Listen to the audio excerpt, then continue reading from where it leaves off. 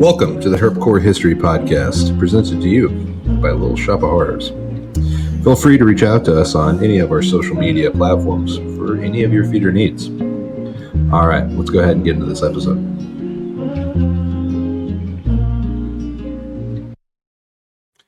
All right, today I'm joined by Frank Portillo. He's gracious enough to sit here and chat with me. How's it going? Hey, Louis, happy to be here. I'm doing great. How are you? I'm doing good. We're talking about before, just doing some work, and now get to come home and talk to interesting people. It's always enjoyable. Excellent. Well, where'd you grow up at? I grew up out of El Paso, Texas. I lived most of my life there.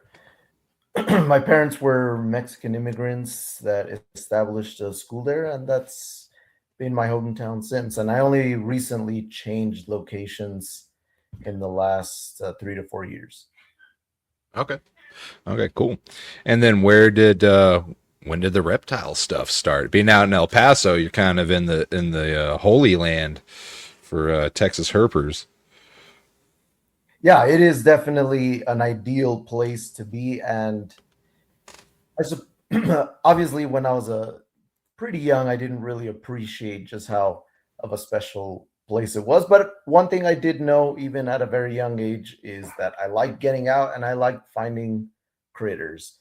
As long as I can remember, I've been fascinated by all kinds of animals, but something about lizards, snakes, frogs, just herpetofauna really particularly drew my attention.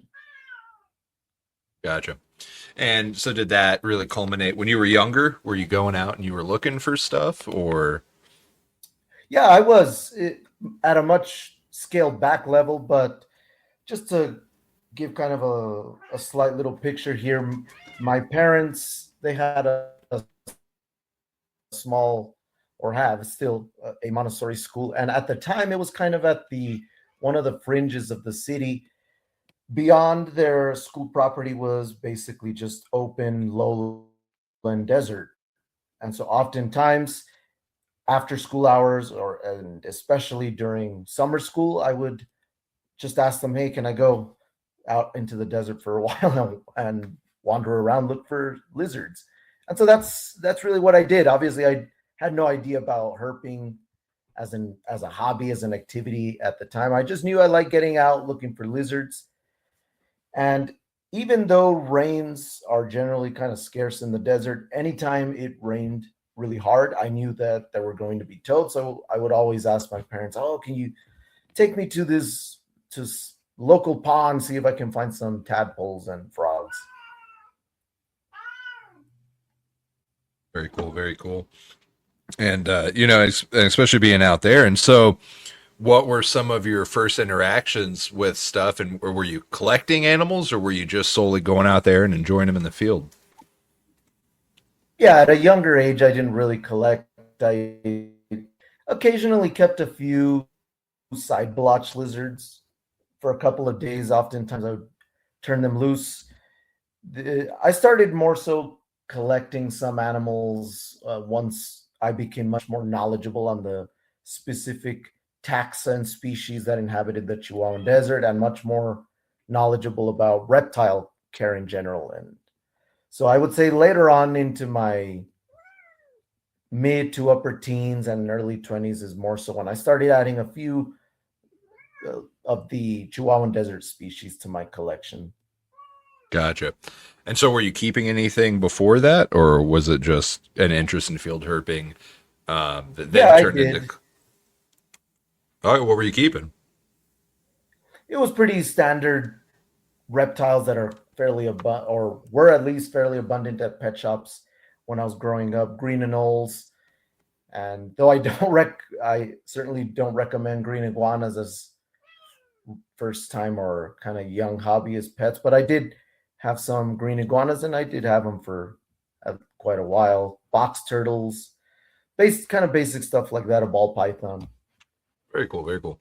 It's funny, as I've gotten older, when I was younger, I really didn't appreciate green iguanas. When I was young, I started working at a pet shop, and it was the $14.99 lizard. But as I've gotten older, very cool lizards, especially when they're fully grown and they kind of reach what their potential is. It's a very cool animal. But again, to your point, probably not the best for everybody. Yeah, I do agree. That's happened to me as well. Growing up, you kind of, even though I liked them, you kind of saw them as a pretty cheap or widely available pet lizard. And as I've grown, like you, I've grown an appreciation for really how cool they are, despite how well known they are. Yes, yeah, for sure. Well, that's so cool. And so, kind of growing up, what were your influences for information? Was it guides, or did you run into any mentors, or when did that happen for you?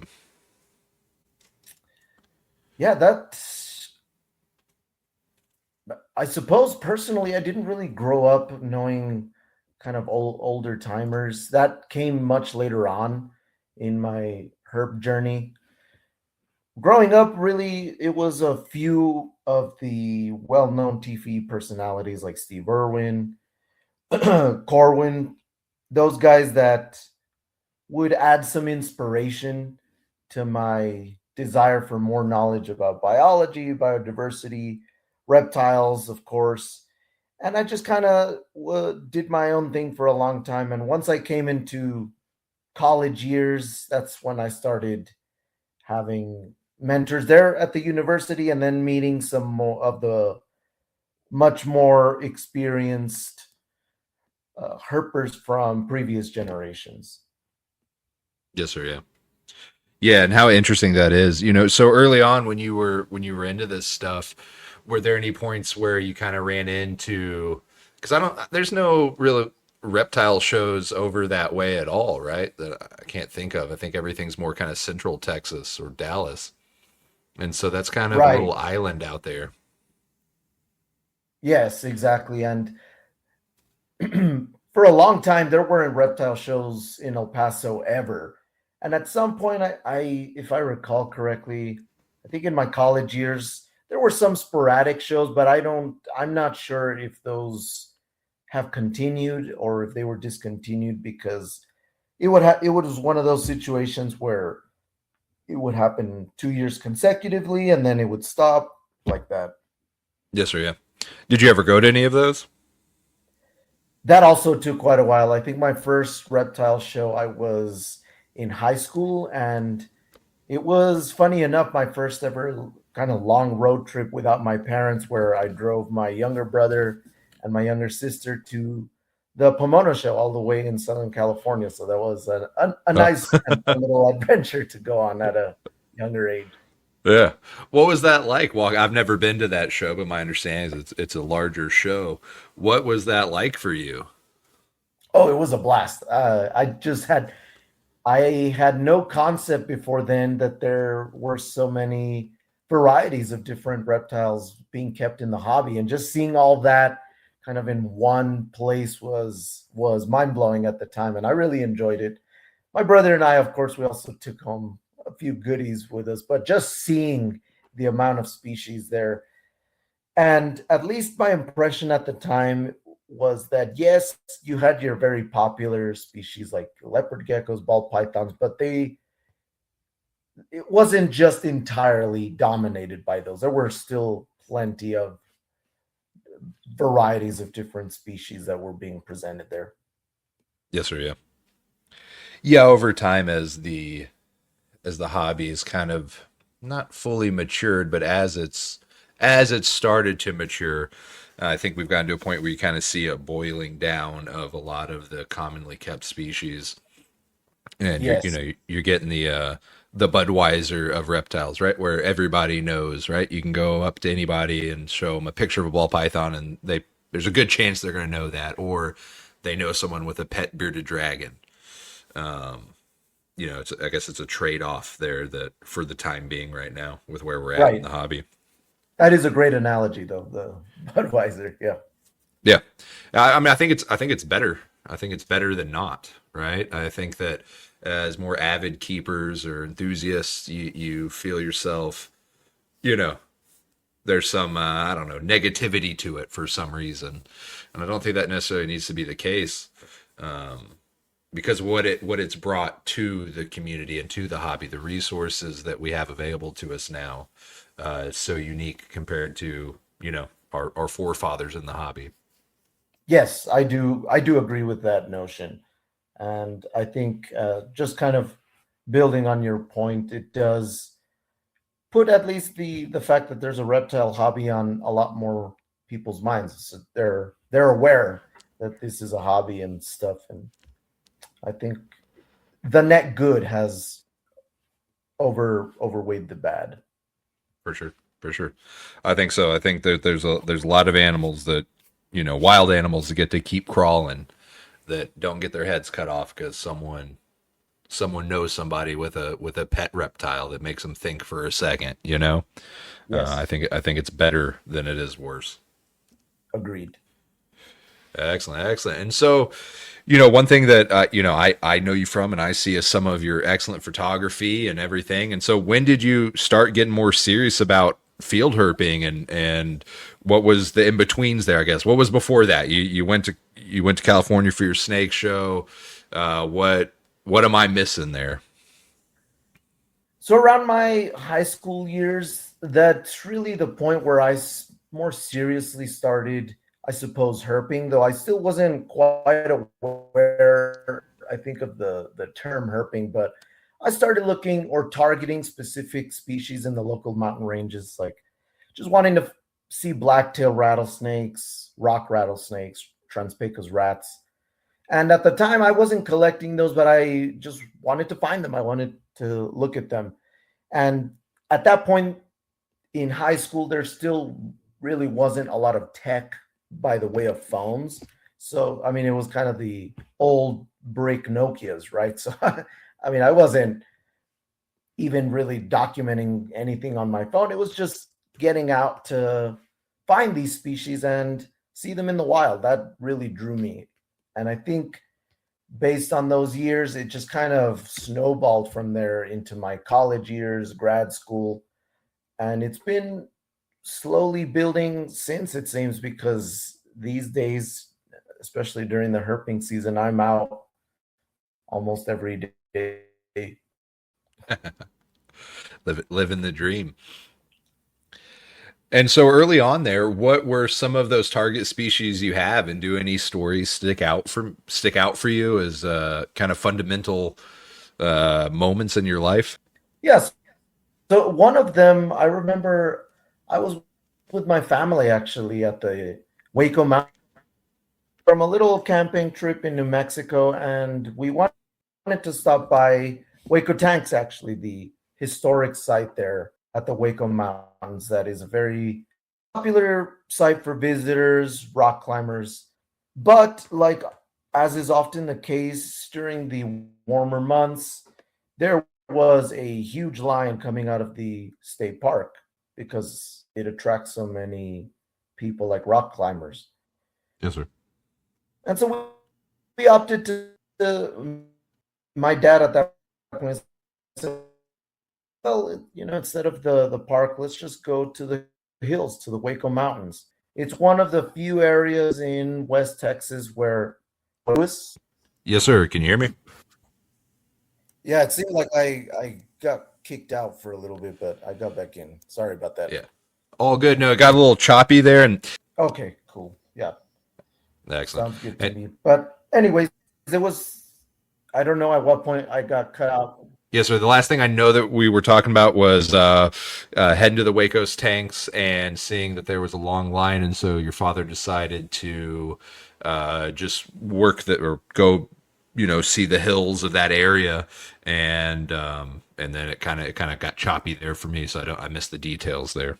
Yes. So I was just wandering around, found my first ever rock rattlesnake, and I was in a bit of disbelief because I had kind of struggled locating one up to that point, but it was just kind of sitting there in the opening wedge of between two big boulders, and that was a really big, I guess, milestone moment for my herping, finally finding something that I had targeted. And So that was one of my older fun memories of actually finding a target species.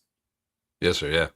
Well, no, and how cool is that? Especially it almost feels like a video game sometimes. I don't know if you've ever experienced this, but where it takes you forever to find something, and then once you kind of figure whatever it is out in your head, then you can find them pretty consistently all the time, and it feels almost like an unlock in a video game, you know? Yes, yeah, that is another really good analogy. Yes, sir. Yeah. And No, that's all good. Okay, so where we kind of left off again on that last one was you talking about kind of a second experience in the field being fundamental for you in your growth in the hobby. research-based interest as far as doing some research with my hobby. And so it progressed significantly in college and grad school. And I think that's kind of the point where I left it off, and I just continued that trend of really loving to be out in the field herping on. Yes, sir. It kind of ended up leading to some of your decisions in schooling. Is that what I'm gathering from what you're talking about? Yes, because early on going into college, I had this somewhat vague idea in my mind that I was just going to finish my bachelor's and then try to ultimately become a zookeeper or work at a zoo in some capacity. But by the latter ends of my undergrad years, like junior, senior years, that's when I started learning more about the possibilities of actually going to grad school and doing some research along with my interest, right, in herpetology. Yes, sir. Yeah. And so then I contacted what became my graduate advisor at UT El Paso, and I did a little research project for him at the end of my undergrad that tied into my then master's degree. I said, you know what? I don't know exactly what I want to do career wise anymore. I don't know if I want to continue with that vision or plan of working at a zoo, but I'm going to try this grad school thing for a little bit. So I'll do a master's and then see how I feel by the end of that. Yes, sir. And Yeah. so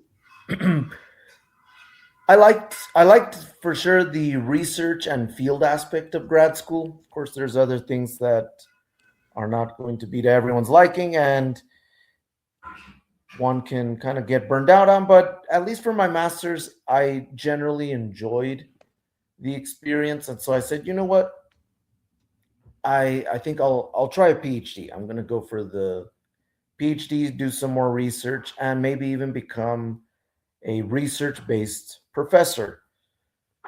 And so, certainly during my PhD, even though my actual main or central research was based on African herpetofauna or African reptiles and amphibians, I also had a lot of side interests in just going herping, exploring the Chihuahuan Desert that I had locally. So I would kind of split my time a lot doing both of those things.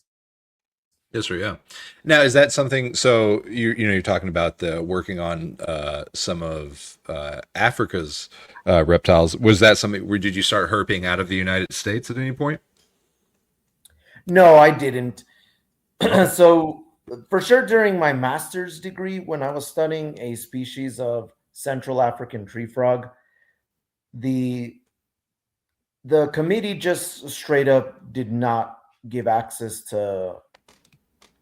access to doing any field stuff in the Congo because it was considered so dangerous at the time.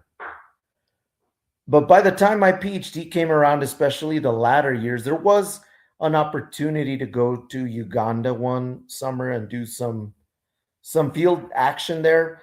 And part of me, of course, would have loved to do that, but at that point I was, just to be frank, so burned out of grad school and everything that my main thing was I want to finish. And I knew if I went and did a field season in Africa that I was going to get delayed an entire semester. So I said, you know what, I'm going to forgo it. and I just want to graduate. I want to finish this thing. So I didn't actually go to Africa. I really just received specimens, did a lot of taxonomic and genetic research on the tree frogs and the snakes. But as far as Africa goes, there was the field aspect lacking, and it would have been nice, but it just, in my case, it didn't happen. Yes or no, and completely understandable. I mean, right? I mean, to have the fortitude to commit to do it, and then realize, right? We got to cut the fun parts out of it and just get this done. I think that's very admirable in itself.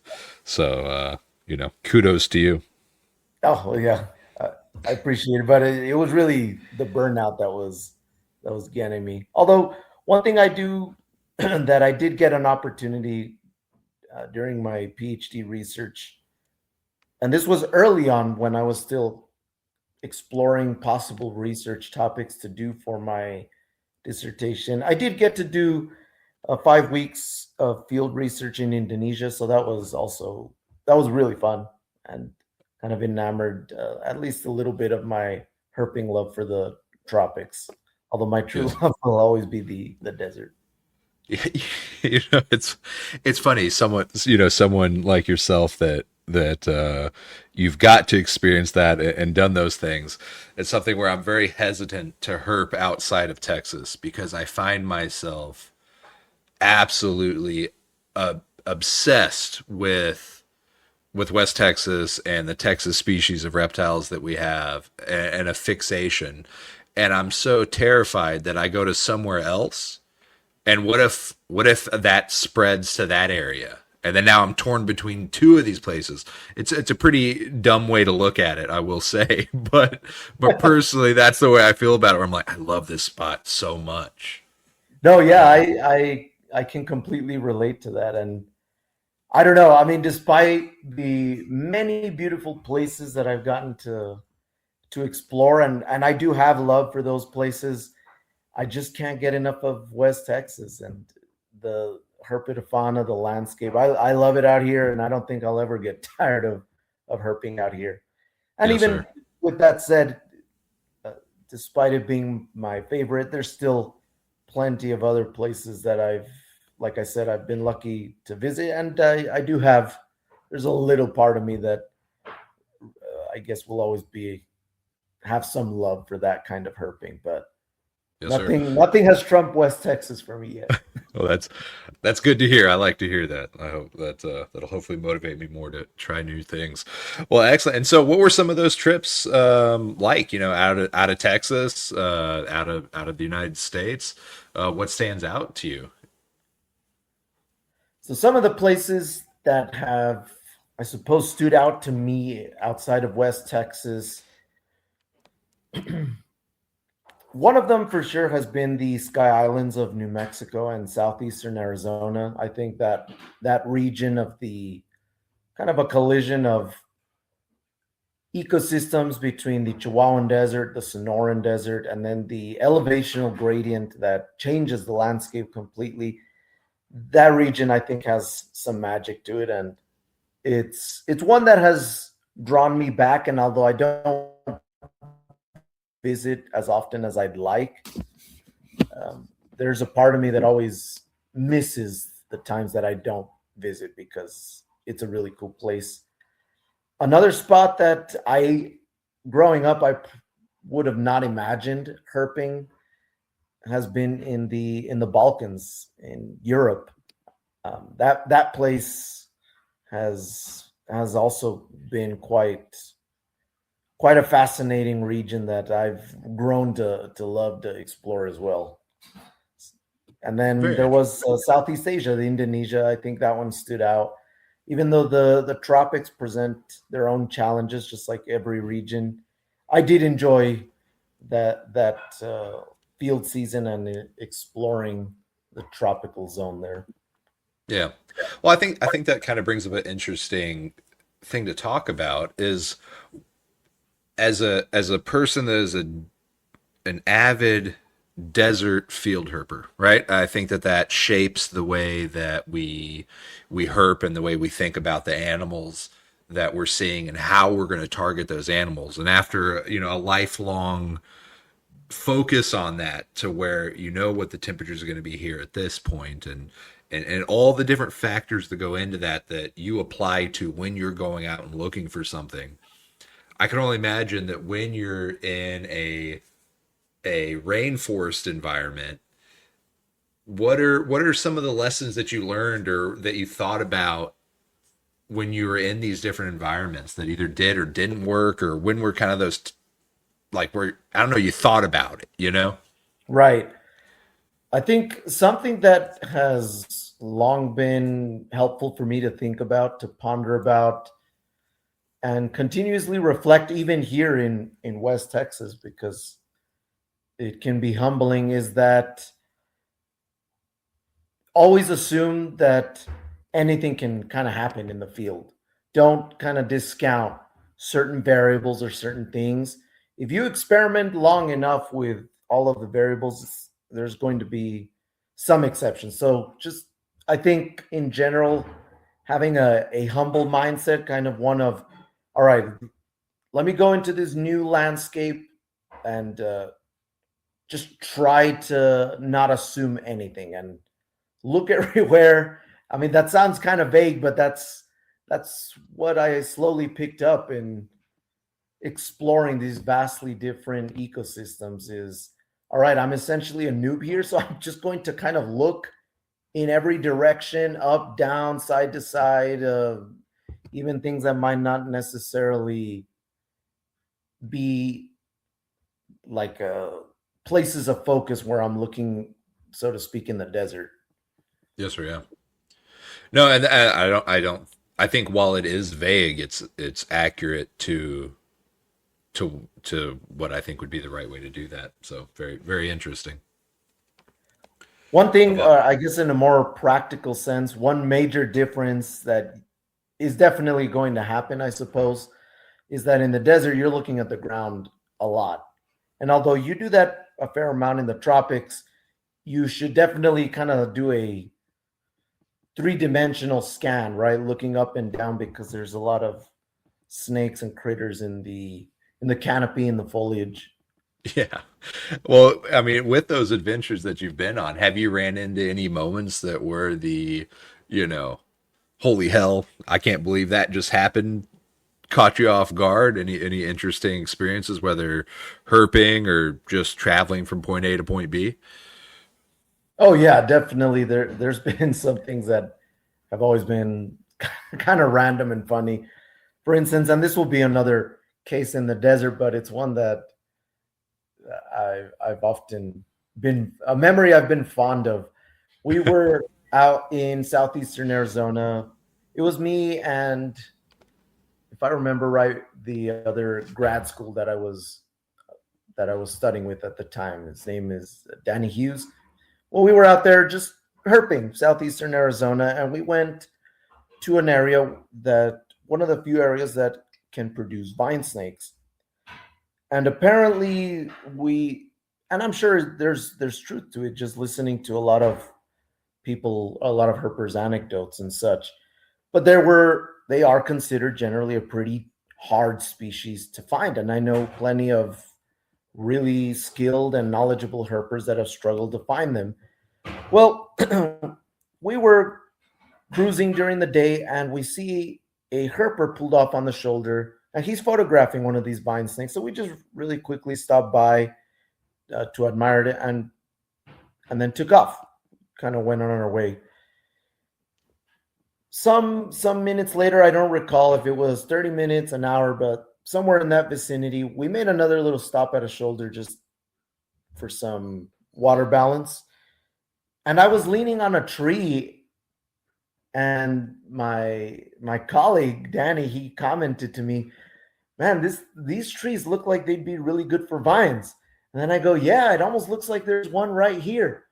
Oh, there is one right here. There was one dangling right in front of my face. And it wasn't an intentional stop or anything. It was just one of those one in a million kind of things where it was right there. Yes, yes. Yeah, that was a really fun memory. That's great. And that's what's the, those stories are, and those experiences are what makes it what it is. Yes, for sure. where it's the unexpected, and sometimes I think how often you sit there and your fondest memories later on were the ones that sucked the most in the moment, Yeah, right? yeah, Where you're there going, right. this is terrible, but Yes. No, you nailed it with that. I've had so many of those that in the moment, my goodness, they really stink. And because as far as you know, in that moment, they're just like any other night where you're getting your butt kicked, right? Where you're getting skunked. And then all of a sudden some magic happens and it completely turns it around.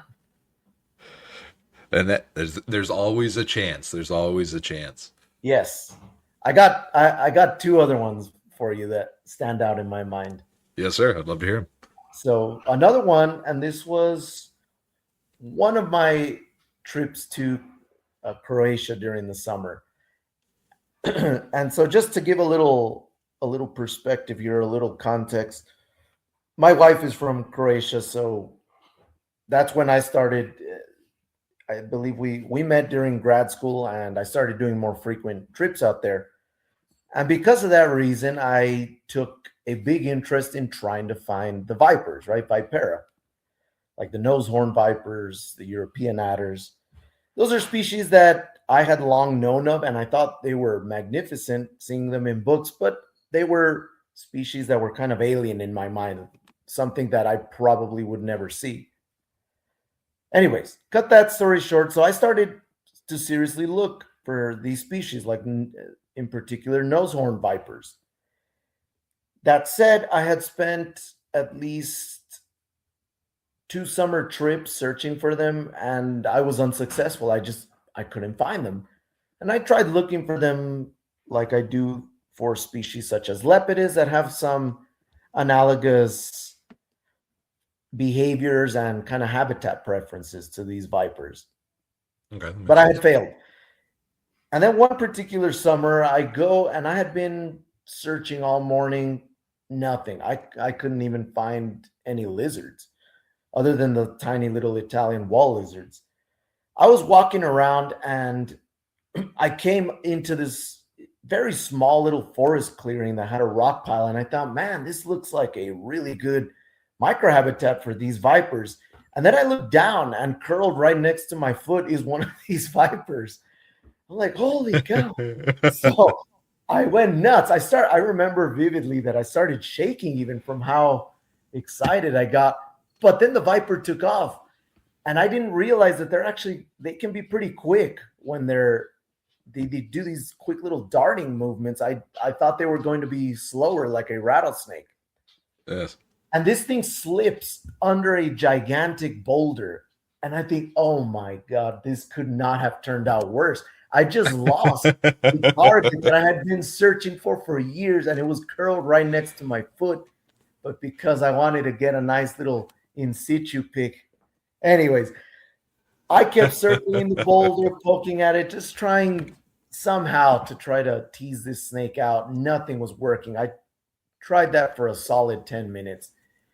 Eventually, I was concluding that I'm going to have to give up. I'm not going to find this thing. It's not coming out. And I lift my foot, and between my foot, there was a small cavity in the rock piles, and it was right there. uh, so I did get it. I managed to photograph it and turn it loose, but that was a really fun one. Not just that it was my first viper, but the circumstances around it all. Yes, yes.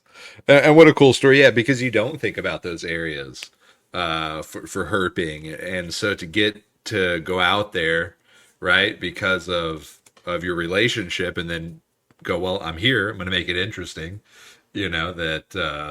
that's cool. I like it. Yeah, yeah. And something else just to kind of cap off that little segment with the European vipers that has made it rewarding personally for me is that I didn't know any herpers in Europe, and I guess at that time I didn't really know much like about reaching out to certain people, etc. So it was really an exploration from top to bottom. I had to figure it out on my own. No one took me to a certain location, And that felt rewarding overall. It did take a couple of years and a lot of effort, but it felt really rewarding in that I had to, in a sense, learn the landscape and the microhabitat from zero. Yes, sir. Yeah. Yeah. What a rewarding experience. The right after a while, when you see the thing you see all the time, while it's still exciting, and I'm grateful for it that I get to see it. You get to the point where it's like, oh, okay, it's another Atrox, whatever, right? Right. Yes. And the thing that is the exciting part is the difficulty in finding that, right? Where if you went out the first time and you found them, like, you were finding, again, Atrox, it wouldn't be as cool. But the effort that goes into it and the interest in it, right? That's such a cool thing about an interest in reptiles is it translates so much larger than just I like snakes, right? Or I like looking for snakes. Because then it becomes, well, okay, I'm going to learn about the moon cycles. And then I'm going to learn about, barometric pressure and rain and how this affects this. And okay, well, now I'm going to learn about plant life. And it's this all encompassing, search for knowledge that when that all comes together, it's like this really cool puzzle that all came, to be where it's like, all right, even if, right, part of it is luck. And that's the part that's crazy about it. And the greatest part about it is it's still luck. And you can know enough to get yourself in the spot to have the greatest chance at seeing this thing, but still in whatever iteration of your life that you're in where you decided to be at that place at that time for that reason and all the factors that went into it, and then you chose to be there and you looked down and there it is, or you looked up and there it is, what are the chances? Right. Yeah, I completely agree. And I think that's a great synthesis of the overall herping experience because, as you said, ultimately, despite our knowledge and efforts, it really, a lot of it is luck. It comes down to chance. I often tell people, at least in my opinion, the two most important variables that are really going to determine long-term success regarding herping for you is going to be luck and time in the field. Everything else, yes, it adds to there are variables that are important. They add to it all, but ultimately, I think those other two aforementioned variables are going to be the most significant. I wonder how much of that is Texas field herping centric, right? Because Right, that is true. Yeah. because of the limited access that we have, it forces us to go to the same spots over and over again. And they are fairly brutal landscapes. I mean, the West Texas herping is rough. Yes, yes. But if you go to that same spot for 50 years, Right. sooner or later you're going to be at that spot at the right time where the conditions are right, where whatever it is you're looking for is going to crawl out Yes. at some point. Yes, exactly. I But completely agree. within a different landscape where you have more access to just a square field, right? Where whatever it is, whatever space that is you want to imagine in your mind, does that person have less of a chance of finding that thing? Right. Yeah, it is a good point. And I think part of that there'll be, of course, a lot of variables to it, but part of it will certainly be what kind of species, right, you're dealing with, the home ranges, its behavior, all that stuff. But it does add like another layer, as you put it. Yeah. Well, again, but it's what you brought up earlier, where hey, being out in the or being out in a forest environment, it's a three-dimensional game, and to think about it in that aspect where it's not just focused down, that's interesting. Yeah. And I think in general, it's even a good practice to apply that really everywhere because I think people would be surprised in the desert just how often things like to kind of climb around. Yes, 100%, 100%. And so over your time of field herping and getting out, what were some of the West Texas species that were targets for you, and what have been some highlights with that? So for me, as soon as I laid eyes on my very first picture of a gray banded king snake, they captured me. I've been obsessed with them for as long as I've seen one in the very old Texas field herping guides. Uh, since the internet became more available, I scoured the old king snake forum pages, the galleries. Yeah, I love them. I got completely captured, hoodwinked by Alterna, but I certainly appreciated a lot of the other species and targeted them, like the milk snakes, Getula, the common king snakes, or Splendida, however you wish to refer to them, rock rattlesnakes. And I've grown to really appreciate also seeing the common species, observing them. But I would put a Alterna at the top of that peak for sure, and for a very long time. I was one of those people that really struggled to find my first Alterna. I did not find one easy. It took me years, about 8 years, to find my very first live one. Yeah. And it seems like since my first one, the obsession has only gotten worse. Yes. Uh, Plenty of highlights with those. If it's a species where it seems like almost every single one you find is a highlight, but I do. One story that really stands out for me, and it happened only in recent years, was one where my dog found it. It was actually found entirely by my dog, Nimbus, my pit bull. But just to give you the scenario, we were out herping in the eastern Trans-Pecos, the Edwards Plateau, just walking around, and in between hillsides, just kind of drive between them, but mostly just walking around with my dog, as I've made it a habit for quite a few years now. And we were walking along the cut, and at this particular stretch of road, the opposite side had a guardrail with a pretty steep dip downhill. So it wasn't, and it didn't have any shoulder space on the opposite end. So we were walking the cut, and my dog, she kind of stayed fixated with a big patch of vegetation. And this was a part of the cut where you can't even really see the bottom because it's so obscured with shrubbery and grasses. And I assumed it was just some kind of small mammal or small rodent. Those often do draw my dog's attention. I assumed it was that. And then all of a sudden she sticks her head in the shrub, and out of the shrub, an Alterna comes flying out all the way onto the road. And I was in absolute disbelief. I couldn't believe what was happening before my eyes, because this was a case where the snake wasn't moving. It seemed like it was just stationary behind this shrubbery. And it was only until my dog stuck her head that it came flying out.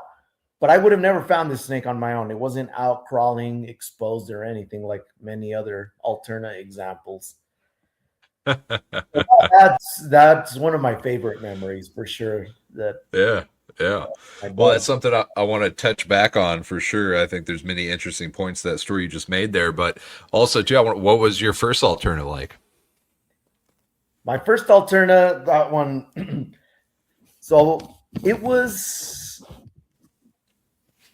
in I believe at the very end of June of 2016, June 2016. And that summer, I was still living in El Paso, but I was making frequent road trips to the Sanderson area because one of my friends, Tom, lived there. And so I would spend the weekend at his place. We'd go snake hunting, and then I'd go back to work at the college in El Paso during the week. Well, at the very end of June of that year, went I went on a 4-night road trip, and this was actually right before my wedding was about to take place in Croatia. So my wife wasn't particularly happy that I made a West Texas road trip just a few days before, but alas, I digress. And the first night of the road trip, I stopped by the Davis Mountains just because it's a nice little in between stop between Sanderson and El Paso, like a midway point. So I did my first night at the Davis Mountains, and I started out by going to a road that at the time wasn't hit very much. It had almost no vehicle traffic at all. But as I was driving in, I remember seeing one car coming out, and I even thought, that's kind of odd because I had arrived to that road well after sundown, a good 1 to 2 hours after sundown. And lo and behold, just about, I want to say just a minute after that pass I had with the other vehicle, I see this kind of odd shape on the road, and I think, oh no, that kind of looks bad. And so I turned back around, and it's a dying Alterna. It had its head clipped. Yeah, it had its head clipped. And keep in mind, at that point, I had seen 3 DOR Alterna and Oh, 0 live ones. And here okay. I come across a dying one, just clipped about a minute before I arrived. And so I'm not exaggerating when I say I was devastated. Like my entire mood was killed. I felt like crap. Well, that night, that was really all I saw. I think I saw maybe 2 night snakes than that dying Alterna, but it was just a super bummer of a night. Yeah. And I remember the next day, at the time she was my fiance, but I even text my wife. I'm like, oh my gosh, I can't believe this. I finally found one and it's dead. And she's like, oh, well, maybe you'll find another one. I'm like, are you serious? I've been searching like 8 years and I can't find one. Oh, well, uh, I proceeded to Sanderson, spent the next 2 nights hunting with my friend. And then on the last night, the fourth night that I was out there with him, we were just kind of hunting at random around Sanderson, the river, just driving around. But the last night, we got some really strong cells developing in the eastern counties, like the edge of Terrell County, Crockett County, Valverde County. They were getting lit up by thunderstorms. And originally, we were headed west. We were headed towards Alpine. But when we saw those systems pop up on the radar, we said, you know what, change of plan. Let's go east. And so we did. And we were kind of bouncing around cut to cut. I didn't have the what I would call like a good, I guess, practice of hunting back then. I would just kind of jump around at random and didn't really stick out at any particular location. But we we get to about midnight. We were in Valverde County, and it's about midnight. At that point, my spirits were kind of low. I'm thinking, I don't think it's not gonna happen. I mean, we're at 0 snakes. Last night of the trip, it is what it is. And then I shine from across the highway to the cut opposite that I was walking, and I see the red and gray bands on the cut about 15 feet up.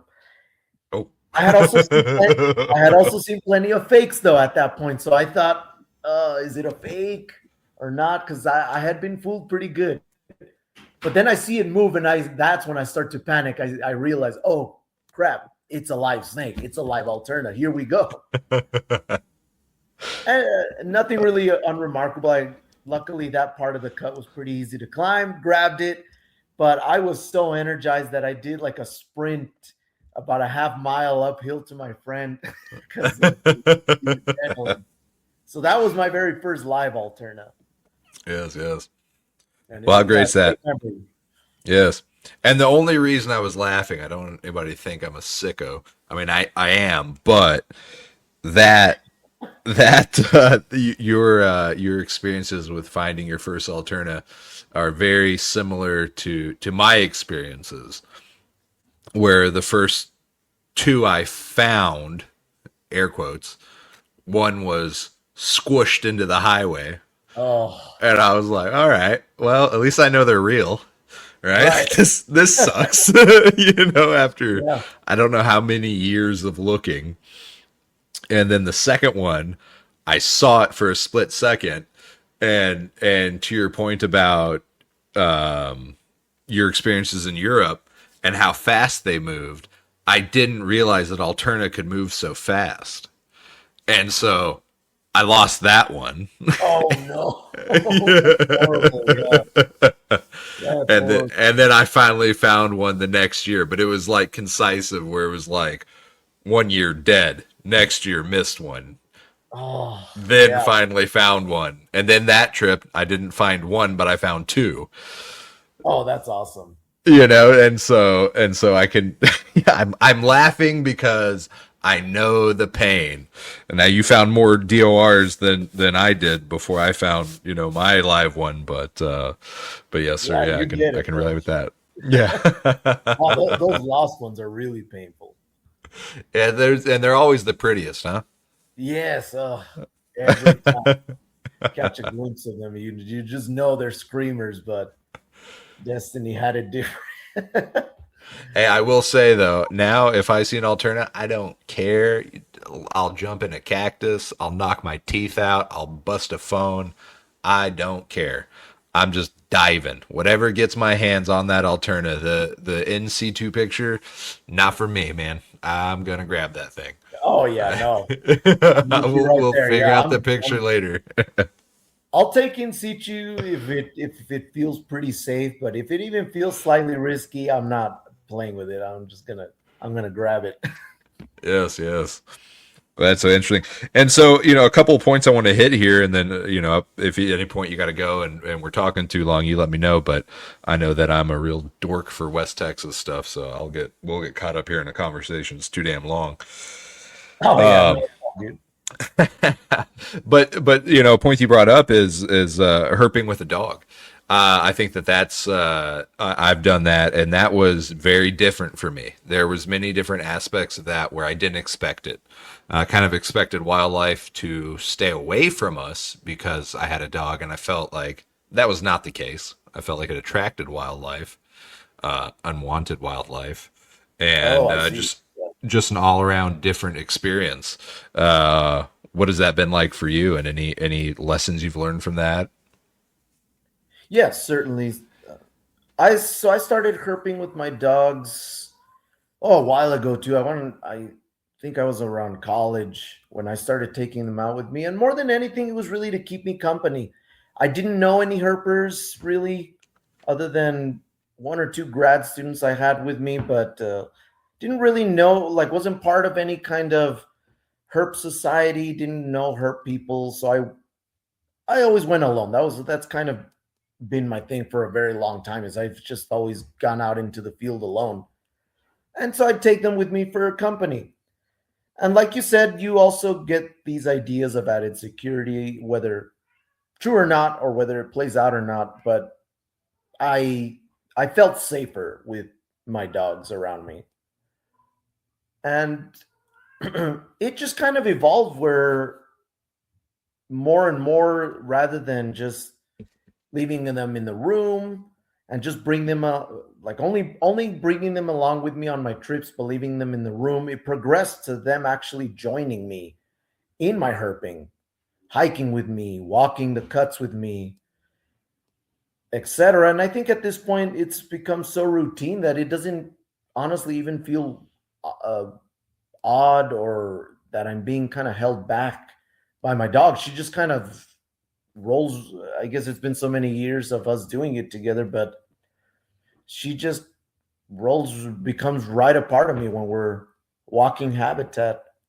Yeah, very cool. And although Very cool. there's been obviously like a few sketch encounters here and there, I think I've been fairly successful at least training my dogs to giving them decent rattlesnake avoidance training.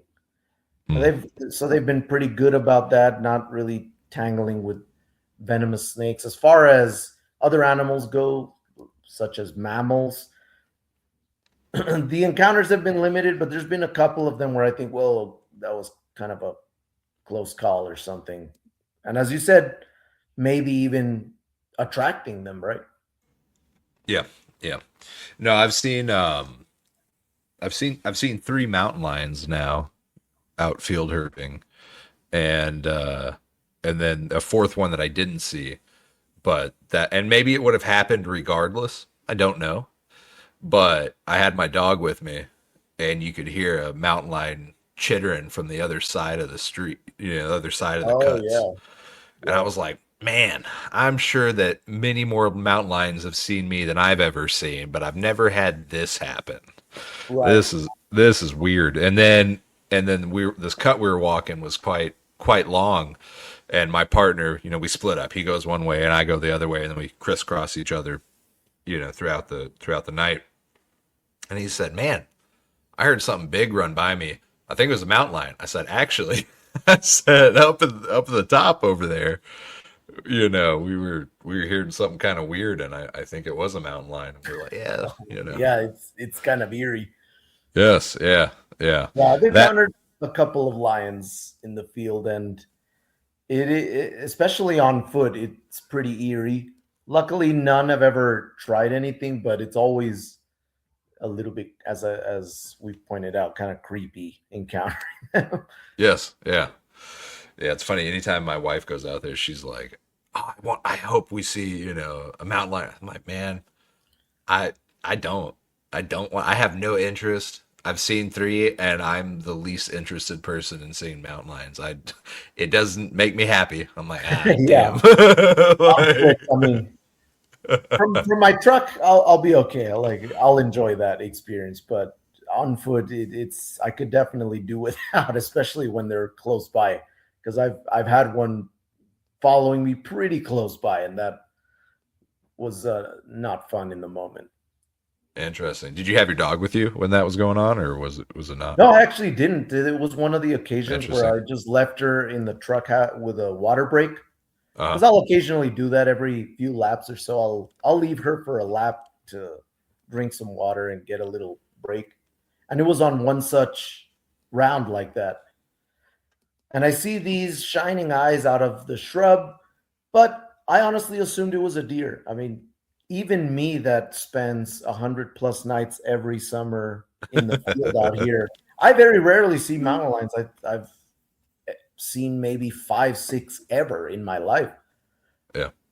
And so I thought it's a deer, it's the 10th deer of the night.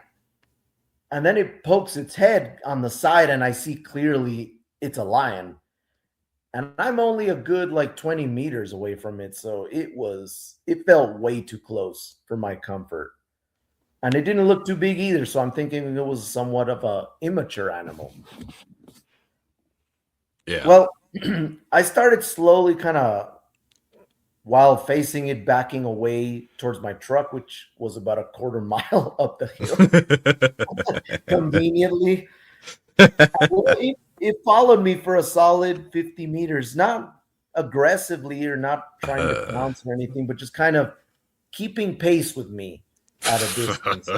And eventually it seemed like it lost interest, but that was one of my more eerie encounters with mountain lions in the field.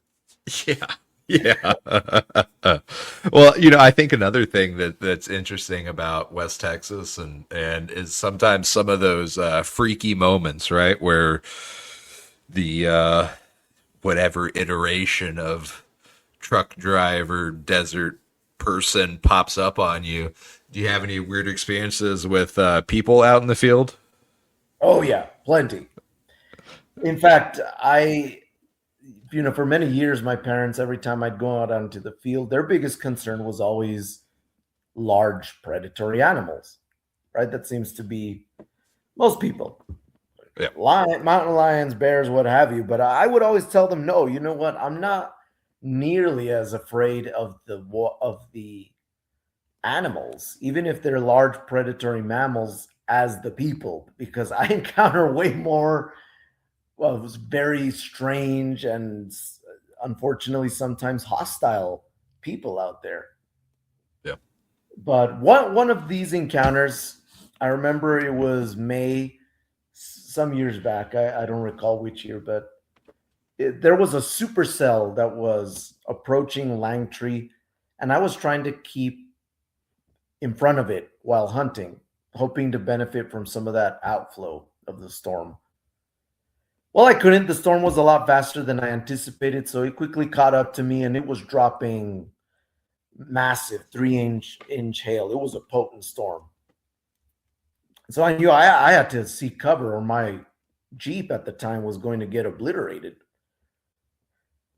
I went to the town of Langtree, and I just, lucky or not, but the little visitor center they have there had like a little metal roof, so I conveniently thought, oh, perfect. I'll just sit here until the storm clears, and then I'll go back to doing my thing. Well, in that time, because that little visitor center, I don't know if you've been to Langtree, but it has that little loop around the town. Langtree And loop. the visitor center is on the eastern side, but I noticed that there was this truck slowly circling around, and it did 2 laps, and I thought, whoa, okay, that's kind of weird. But I didn't think too much of it beyond that. And then the storm at that point had kind of lightened to a steady rainfall, no hail. So I thought, well, I'll start kind of road cruising and seeing if anything's out. The temperatures weren't terrible. And so I did a little lap of the Langtree Loop, and I noticed headlights behind me, and I thought, no way, is that the same truck? And sure enough, as it got a little closer, I realized it's the same truck. So I thought, okay, I'm getting uncomfortable now. This is stressing me out because I've now seen this truck on 3 laps going slowly. Turned around, did the loop in reverse, went to go park at under that little roof again, and then the truck comes back around. And at that point, I'm very stressed. I'm thinking, okay, you know what? This guy's definitely following me for something. Yeah. And then the truck, I want to say like 50 meters, drives past my truck 50 meters, turns off the headlights, and I hear a door shut. And that's when I said, oh, no, I'm out of here. Quickly turned on my Jeep, and I hauled it out of the loop. I mean, I just pushed the pedal to the metal, and the guy came flying after me. So he came chasing. Yeah, he came chasing after me. And he followed me for a solid, I don't remember the mileage, but almost to the Border Patrol checkpoint headed toward Comstock. So he followed me. That's a good amount of distance there. Yeah. No, we were going fast. We were definitely breaking the speed limit. Yeah. So that was a creepy encounter I had. There's been a couple other ones that have been eerie, just strange folks. There was, another really bizarre one. This one was not too long ago, some years back. There were several people that I know hunting the Davis Mountains, including myself. And on the very first night that I was out there, one of my friends, his name is Adam, but he encountered an ex-con at the observatory cuts. And this guy, he apparently had just gotten released after serving a long sentence because he killed people. And he was describing to my friend how he would kill them, and then he showed him a big knife. And so it was just a very bizarre and creepy story. Eventually, my friend just made it to his car and left. Okay. Well, the next night comes up, and I see the car pulling up to me. I'm thinking, no way. Like, no way is it this. Sure enough, same guy. He asked for my friend. He's like, hey, are you Adam? And I tell him back, no. Jeez. But I do know him. And he's like, oh, and he starts with the same routine. He's like, oh, I just got out of jail, served time because I killed such and such people. I always killed them by knife. And he's like, and look, this is actually the knife I did it with. Whatever happened, my dog lost him. My pit bull, she freaked out and she started going bonkers, like kind of trying to charge this guy and stuff. She was on the leash, of course, but she went nuts.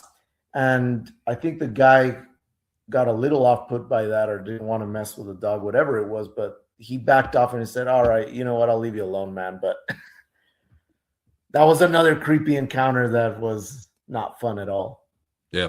But also too, I mean, that's another experience I had herping with my dog was, I've dealt with people getting out and nothing like what you just described.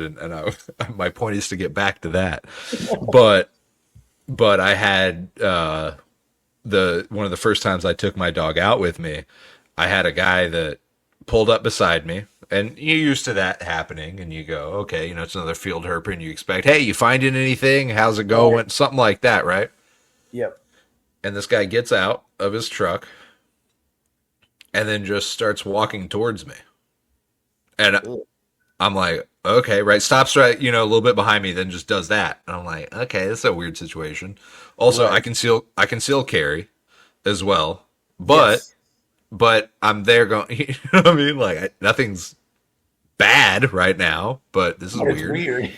Yeah, right. And my dog was like, my dog was not feeling it, whatever it was, right? So my dog starts going bonkers, and he stops, looks at my dog, and then stumbles back to the car, knocks on the passenger's side, and someone gets out, gets in the driver's seat, and they drive off.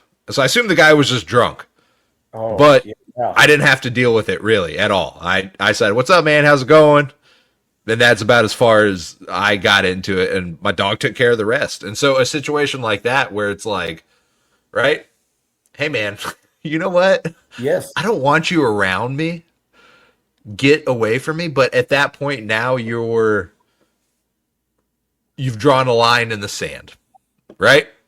And so you're kind of making a decision here. And as the person with something to lose here, right? You kind of got to wait for it to get bad to do anything. Even though this situation is not adding up, this is all bad. Right? So to have a dog there I'm with you on that. It does give you that little layer. Yes, yeah. Yeah, I can hear you now. I think we're good. We're getting a little bit of lag again there, but I think we're okay for the most part. We'll see. Can you hear me now? Okay. Yes, I can. Okay, excellent. I think we're getting a little bit of delay there, but we'll be good. Well, excellent. Well, I think that, I think that I've had a wonderful time talking to you, and I hope we do this again in the future, and I hope we get to meet in the field at some point. And I had a wonderful time talking to you, and we'll have to do this again in the future. I'm sure I missed a million questions and a million things about what you're doing in your life. Oh, yeah, I had a great time. I always greatly enjoyed talking herping with people, just kind of revisiting old fun stories, curious, bizarre stories. But I thank you a lot for having me. I had a great time chatting with you. Excellent. And I'd be happy to come back at any point. Excellent. I look forward to it. Let me zoom out on you here. Okay, you got a message for the time capsule? Yeah, and it's simply this.